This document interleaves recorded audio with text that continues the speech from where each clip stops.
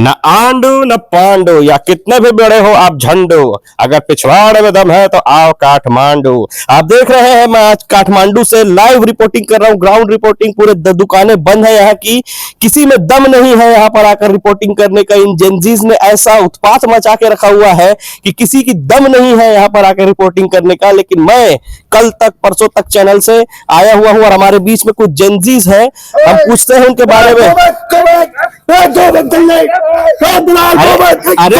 अरे अरे हम आपके साथ हैं भाई। अरे हम आपके साथ हैं भाई। अरे हम आपके साथ हैं। अरे हम आपके साथ आपके लिए ही आए हैं हम।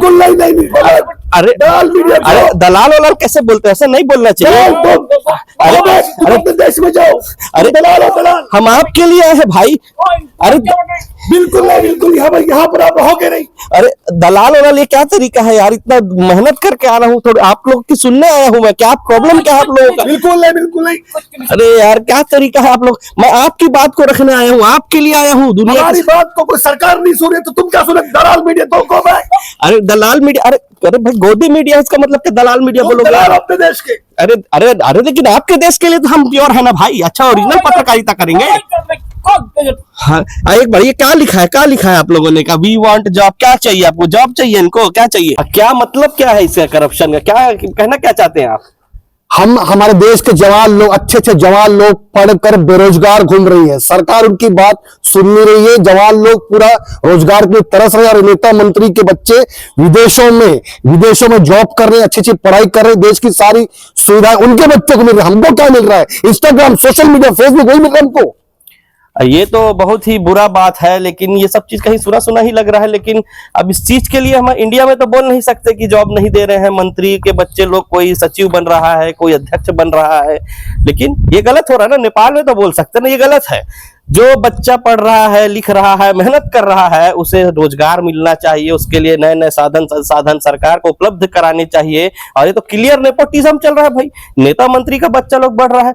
लेकिन हमारे देश में होता है वो अलग बात, लेकिन नेपाल इसे बर्दाश्त नहीं कर। हमारे देश के लोग बर्दाश्त कर रहे हैं, लेकिन नेपाल इसे बर्दाश्त नहीं कर पा रहा है। और ये सुविधा ये जो कर रहे हैं नेता मंत्री, अपने बच्चों को बढ़ा रहे हैं, ये बंद होना चाहिए। और भी इनकी कुछ मांगे हैं। ये क्या लिखा है जी? स्टॉप करप्शन, क्या लिखा है? नेपाल में करप्शन चरम पर है। सरकार खुलेआम धांधली कर रही है।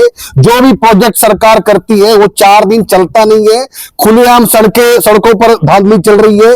कल इनॉग्रेशन होता है, 6 महीने के अंदर वो जगह टूट जाती, चाहे पुल हो चाहे रोड हो। खुलेआम धांधली हो रही है। सालों से सरकार जनता के पैसों पर मौज कर रही है। पब्लिक सेक्टर पर कोई लाभ नहीं मिल रहा है। जनता पूरी तरह से त्राही मचा कर रखी हुई है। एक बात बताइए, नेपाल की बात कर रहे हैं कि इंडिया की बात कर रहे हैं? नेपाल की बात कर रहा हूं, आपका देश आप जानो। अरे लेकिन बहुत सी समानताएं है भाई, ये भी तो कहीं सुनेगा लगता है। लेकिन क्या बोले, अब ये नहीं होना चाहिए। आज उद्घाटन किए, 6 महीना में बह गया, ढह गया, ये सब नहीं होना चाहिए। भ्रष्टाचार है, क्लियर कट भ्रष्टाचार है। हमारे देश में भी ये होता है, लेकिन वहां नहीं। इसके बारे में छुपाने के हमको पैसे मिलते हैं, लेकिन नेपाल में इसको उठाने के लिए हमको पैसा मिला बाबू। और इसीलिए नेपाल में भ्रष्टाचार को जेनजीज नहीं सह पा रहे हैं। उनका अधिकार का हनन हो रहा है। आज रोड बन रहा है, कल गड्ढा हो जा रहा है, कोई बोलने वाला नहीं है। बताइए, वहां चलता है लेकिन यहाँ नहीं चलेगा ना भैया। ये तो वैसे ही गोरखाओं का देश है, ऐसे कैसे चल जाएगा? आज हम और भी कुछ मुद्दे हैं, हम जानते हैं इनके बारे में। और ये क्या लिखा है? स्टॉप नेपोटिज्म, स्टॉप, ये क्या लिखा है? स्टॉप मतलब क्या है? नेपोटिज्म मतलब सरकार अपने भाई भतीजा, अपने बच्चों को सारे अच्छे अच्छे पदों पर बैठा रही है। और जो आम जनता है वो, उन लोग चाहे शिक्षित हो चाहे इतना हाई क्वालिफाइड हो, उनको नौकरी नहीं मिली। सारे मलाईदार पद पर नेता मंत्रियों के बेटे बैठे हैं। वो लाखों करोड़ों कमा रहे हैं, देश को बेच भी रहे हैं और सरकार उनका पूरा सपोर्ट कर रही है। और हम लोग एक अच्छी नौकरी के लिए तरस रहे हैं। इसको कहते हैं नेपोटिज्म। अरे बाप रे, ये भी नेपाल की ही बात कर रहे हैं कि इंडिया की बात कर रहे हैं आप? ये नेपाल की है, मैंने कहा हमारे देश की बात कर रहे हैं आपको।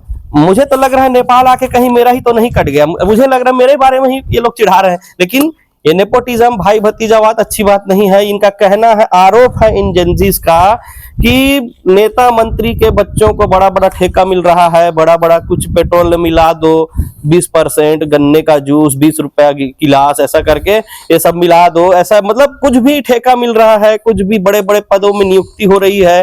तो नेता मंत्रियों के बच्चों की हो रही है। ये सुना सुना लगता है, लेकिन यहाँ नहीं चलेगा। हमारे देश में चलता है और लोग ऊपर से उसके फैन भी हो जाते हैं, मर कट जाएंगे अंधभक्त, लेकिन चलता है हमारे देश में। लेकिन ये नहीं, ये शायद अंधभक्ति से ये देश निकल रहा है, आजाद हो रहा है। और भी कुछ मुद्दे हैं यहाँ पे। और क्या लिखा है, ओल्ड पीएम नॉट ऑल, मतलब क्या बुजुर्ग प्रधानमंत्री नहीं चाहिए आपको?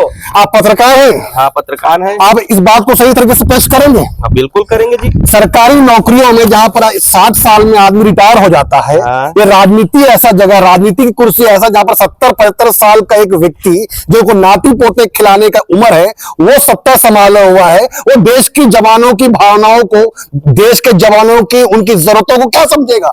अरे ये कैसा बात कर रहे हैं आप जी? हमारे देश में है एक ग्लोबल लीडर, विश्व गुरु ऐसा करके बोलते हैं, वो तो 75 का है। वो तो, उसको तो कोई नहीं बोल रहा है कि उसको रिटायर होना चाहिए, हटना चाहिए। फिर आपका तो 70 साल का है प्रधान। और तुम बेवकूफ हो, जो तुम्हारे देश का प्राइम मिनिस्टर ऐसा है, वो अनपढ़ है, उनको बात करना नहीं आता, उनको बिना टेली प्रमोटर के कुछ बोल नहीं सकता। हाँ, वो बिना ट्रांसलेटर के विदेश यात्रा कर नहीं सकता। ऐसे व्यक्ति को तुम प्राइम मिनिस्टर बनाकर रखे हुए हो, और हम अपने हमारे देश के प्राइम मिनिस्टर की बात कर रहे हैं। देश का प्राइम मिनिस्टर शिक्षित होना चाहिए, उन्हें बात करना आना चाहिए, और वो कम से कम एक जवान होना चाहिए, 70-75 साल का तो नहीं होना चाहिए। ये भी सही, फिर भी ये भी सुना सुना ही लगता है यार। मैं समझ में नहीं आ रहा, नेपाल आके मेरा ही कट गया लग रहा है।